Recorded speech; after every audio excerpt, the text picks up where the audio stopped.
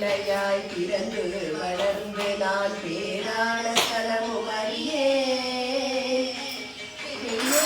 தரிசனம் ஒரு நாளும் பொருட்டு நான் போற்றி கொண்டாடுவேன்.